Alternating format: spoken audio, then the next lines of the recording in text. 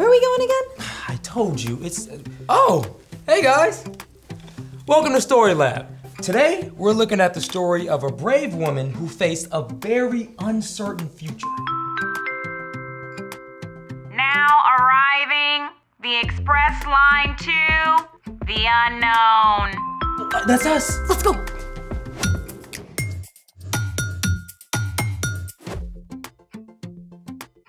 Hey guys, I'm Carter. And I'm Skylar. Today, we're talking about how God can help us be brave when we face difficult things. So how are we gonna be brave? I'm glad you asked. Bam! Or Bob? Welcome, one and all, to the Battle of Bravery. So, today, we're doing a trio of bravery challenges. These frightening tests will take us all around the globe. We will present a challenge of taste, a challenge of touch, and our finale, a challenge of terror. First up, taste. Let's do it! Our first challenge is to eat a very unique dish that we've never tried before, blindfold. The plot thickens, shall we? We shall.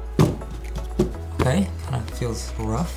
Okay, let's try it. A little greasy, okay. Very good. Okay, what is this? I have to see. Yeah. What is this? It's Vareniki, a traditional dumpling made in Ukraine. It's so popular, there's even a statue devoted to Vareniki in the city of Cherkasy. Oh, who knew? Different, also tasty. Time for our second challenge. Behold, the tank of mystery. 2 mystery items have been placed inside this tank. Skylar and I will take turns reaching inside to guess. Ready? Ready, after you go first. All right. Ooh, what is that? It almost feels like eyeballs. It's like slimy? Okay, I don't know. So what is this? These, my friend, are lychee, a fruit native to the Malay Indonesian region. And how do they taste? We'll eat one later. Now, Your turn. ready? I think. Oh, it's like spiky. What? Okay, I have no idea. What is this? This is an alebrije, a brightly colored Mexican folk art sculpture. Each one is a unique celebration of creativity. So cool. The colors are so wild. Yeah. All right, now we've completed the challenge of taste, And the challenge of touch. which means it's time for... The challenge of terror.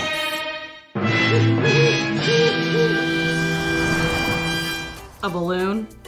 What's so terrifying about a balloon? Just wait. I'm going to roll this die, and then whatever number turns up, that's the number of times that you have to blow up this balloon. Wait, why me? And blow it up until when? When it pops? Yep. Okay, that is slightly terrifying. Ready? I guess so. All right.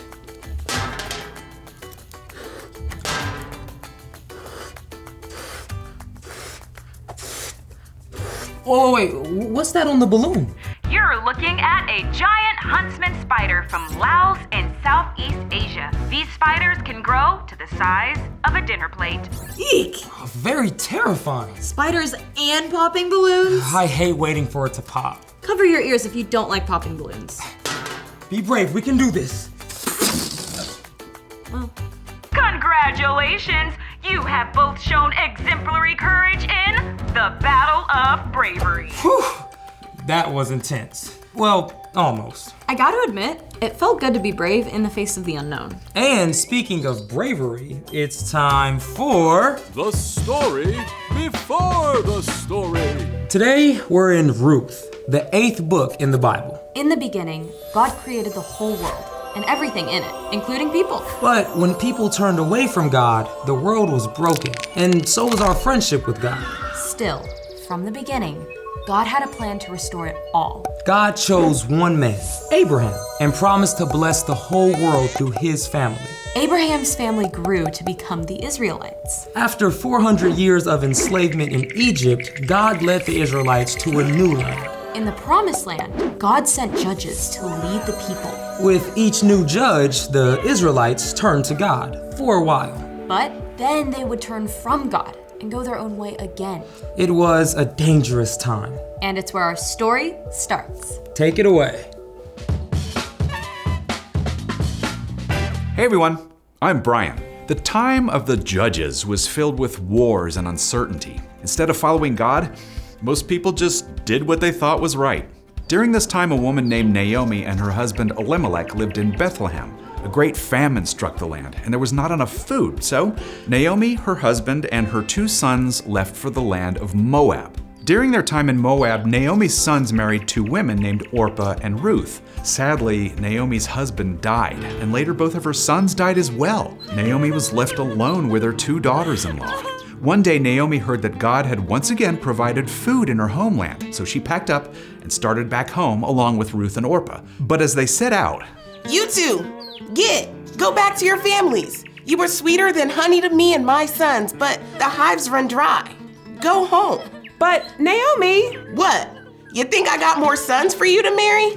You wanna be single? In this economy? Go home. Find a new husband. Get your happily ever after, but don't come with me. The Lord has turned against me.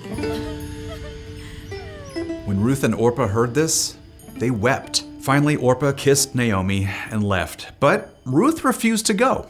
Don't try to make me leave. Where you go, I'll go. Where you stay, I'll stay. Your God will be my God, and there's nothing you can say to change my mind. Stubborn as a mule on a bath day. Fine, do what you want. Must have been scary for Ruth to follow Naomi. I mean, she was moving to a brand new country with new customs, people she'd never met. But Ruth loved Naomi and chose to be brave, even though she didn't know what was ahead of her. Once they arrived in Bethlehem, life was not easy for Ruth and Naomi. At the time, there weren't many ways that women could earn money. Neither Ruth nor Naomi had jobs. Let me go out to the fields. I'll pick up the grain that has been left. My daughter, go ahead. In God's law, landowners were instructed to leave behind some grain in the fields for people in need. So Ruth went to the field of Boaz, who was a relative of Naomi.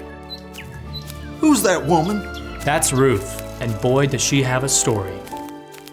The worker told Boaz all about Ruth's kindness to Naomi, and Boaz was impressed. Have some bread with us. Why are you being so kind to me? I've heard about everything you've done for your mother-in-law. I know that you left your country. May the Lord reward you for what you've done. Thank you. Don't pick up grain in any other field. Stay here. I've told the men not to bother you.